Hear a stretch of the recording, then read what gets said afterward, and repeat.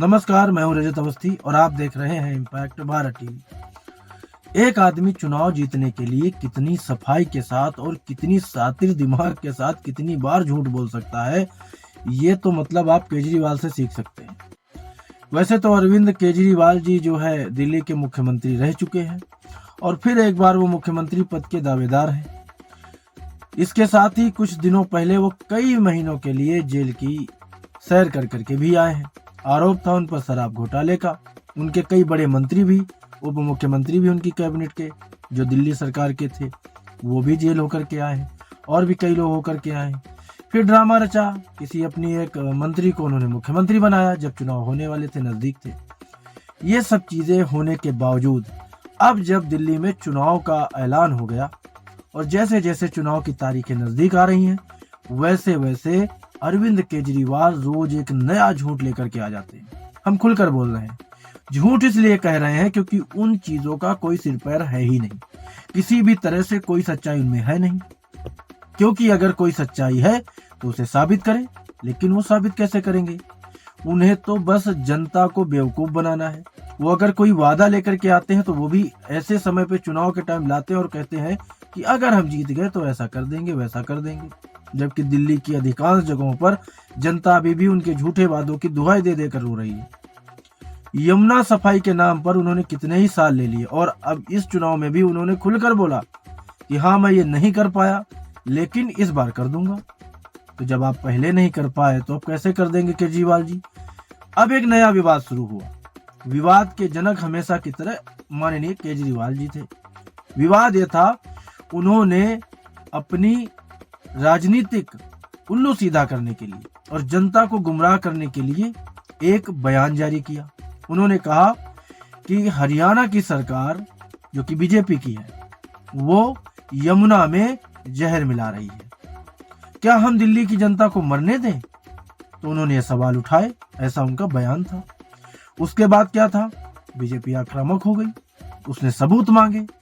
यहां तक की बात इलेक्शन कमीशन तक गई। इलेक्शन कमीशन ने भी उनसे सबूत मांगे हैं। उनसे कहा कि अगर ऐसा है, ये बहुत गंभीर आरोप है और अगर ऐसा है तो आप सबूत दिखाइए। लेकिन केजरीवाल जी के पास कभी हमेशा की तरह कोई सबूत नहीं। उल्टा वो तो नाराज हो गए। वो बोले कि इलेक्शन कमीशन तो बीजेपी के दबाव में काम कर रहा है।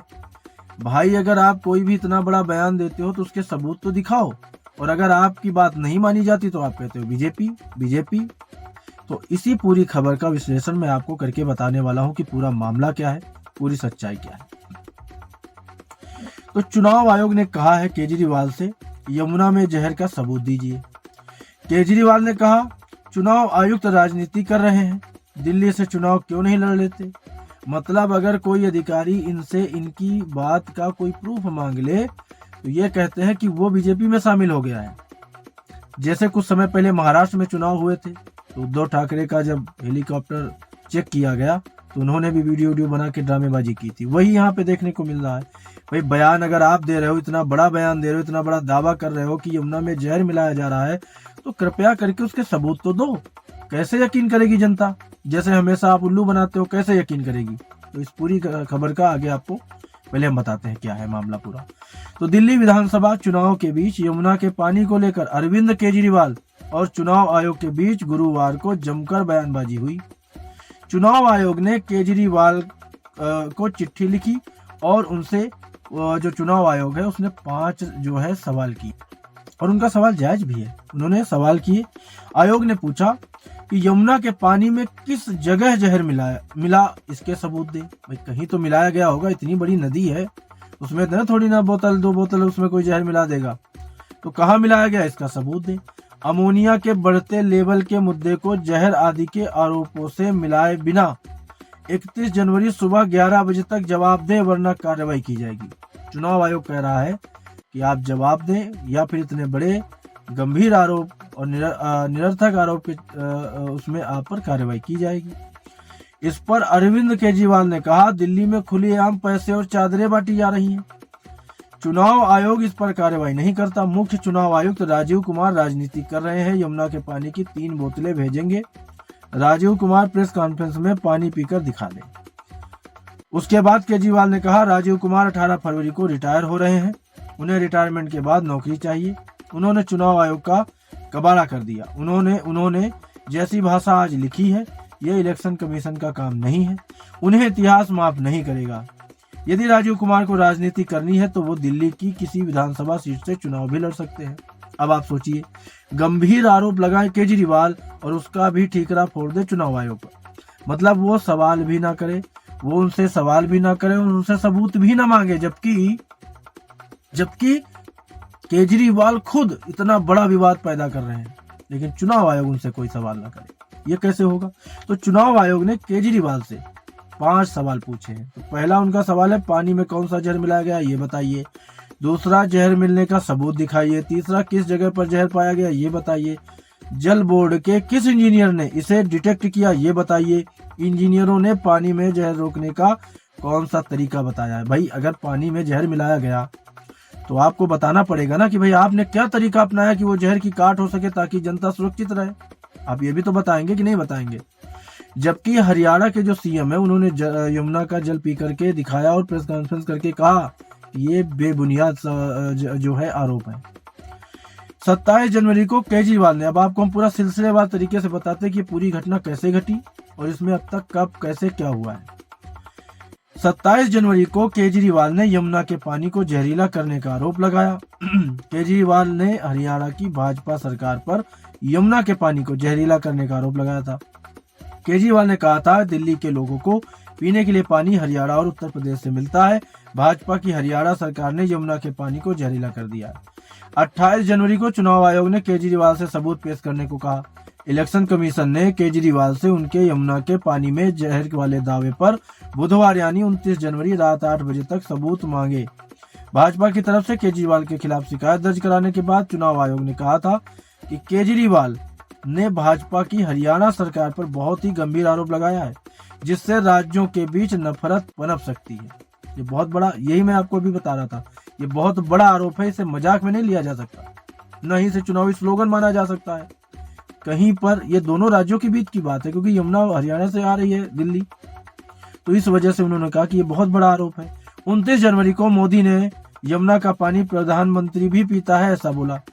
दिल्ली में रैली के दौरान प्रधानमंत्री नरेंद्र मोदी ने कहा कि हरियाणा का भेजा यही पानी दिल्ली में हमारे सारे जज, जस्टिस, सम्मानित सदस्य भी पीते हैं। आपका प्रधानमंत्री भी यही पानी पीता है। क्या कोई सोच सकता है कि मोदी को जहर देने के लिए हरियाणा ने जहर दिया होगा? ये बिल्कुल सही बात है। 29 जनवरी को हरियाणा सीएम ने यमुना से पानी पीकर दिखाया। हरियाणा के मुख्यमंत्री नायब सैनी ने राज्य के बॉर्डर पर पहुंचकर यमुना नदी से पानी पीकर दिखाया। उन्होंने एक्स पर वीडियो शेयर करके कहा कि मैंने बेहिचक और बेझिझक पवित्र यमुना के जल का आचमन किया है। उन्होंने जल पिया बाकायदा जाकर के, और फिर मीडिया से बात भी उन्होंने की। उन्होंने कहा हमने आचमन किया है। हालांकि इसका जवाब देते हुए केजरीवाल ने कहा कि सैनी ने पानी पिया नहीं, थूक दिया। मतलब हर तरह से अपनी ही बात रखनी है, अपनी ही बात सही बतानी है और कुछ नहीं, किसी की सुननी ही नहीं है। लेकिन जब सबूत मांगा जाए तो बिदकना है, क्योंकि सबूत तो है ही नहीं आपके पास। केजरीवाल जी है तो आप दिखा दीजिए, मीडिया को दिखा दीजिए, ना दिखाइए किसी सरकार को। मीडिया को तो दिखा सकते हैं कि नहीं दिखा सकते, लेकिन मीडिया पर भी तो भरोसा नहीं है केजरीवाल जी को, उन पर भी कहा है। केजरीवाल ने चुनाव आयोग को बताया कि हरियाणा से दिल्ली आ रहा पानी इंसानी स्वास्थ्य के लिए बेहद जहरीला है। 14 पेज के जवाब में केजरीवाल ने कहा कि उन्होंने यह बयान दिल्ली में पानी की क्वालिटी के कारण लोगों की सेहत को हो रहे नुकसान के संबंध में दिया था। कितने बड़े पलटू हो भाई केजरीवाल जी। आप डायरेक्ट जहर मिलाने की बात कर रहे हो हरियाणा से, और अब कह रहे हो कि उसकी खराब क्वालिटी की वजह से हम करें, तो उसको साफ कराने की जिम्मेदारी आपकी थी कि नहीं, जो आप 10 सालों में नहीं करा पाए? आप 5 साल और मांग रहे हो। यमुना का जल साफ कराने की जिम्मेदारी किसकी थी? तो खुद पे आरोप लगाओ ना, हरियाणा पे क्यों लगाओगे? हरियाणा से पानी आ रहा है, उसे साफ करने का आपका दायित्व है, आप उसे करो। अब आपको हम बता देते हैं कि जो आने वाला समय चुनाव का है, हमने आपको बताया ही है पहले ही कि दिल्ली में 5 फरवरी को वोटिंग है और 8 फरवरी को रिजल्ट आएगा। अब आप लोग बताओ दर्शकों कि ये जो चीजें हो रही हैं, ये मजाक नहीं है क्या? ये मजाक नहीं है। इतना बड़ा आरोप लगाने के बाद आप कहते हो कि यमुना के खराब जल के खराब क्वालिटी पर मैंने सवाल उठाए, तो वो क्वालिटी सही करने की जिम्मेदारी किसकी है? आपकी है ना। दिल्ली में सरकार तो आपकी थी और है अभी, तो जिम्मेदारी किसकी है? फिर आप दूसरे राज्य की सरकार पे कैसे आरोप लगा रहे हो? जब दायित्व तो आपका है तो आप उसे साफ करो। आप नहीं साफ कर पाए यमुना को, दूसरों पे आरोप लगाते हो कि खराब क्वालिटी है। अगर यमुना दिल्ली में आती है तो दिल्ली में उसकी सफाई की जिम्मेदारी किसकी है? क्या व्यवस्था आपने की, आप ये नहीं बता पाए केजरीवाल जी। यमुना साफ करने की तो बात छोड़ ही दीजिए, उसके लिए आपने किया क्या है आज तक आप ये नहीं बता पाए। एक कदम क्या उठाया आपने, आप आज तक ये नहीं बता पाए।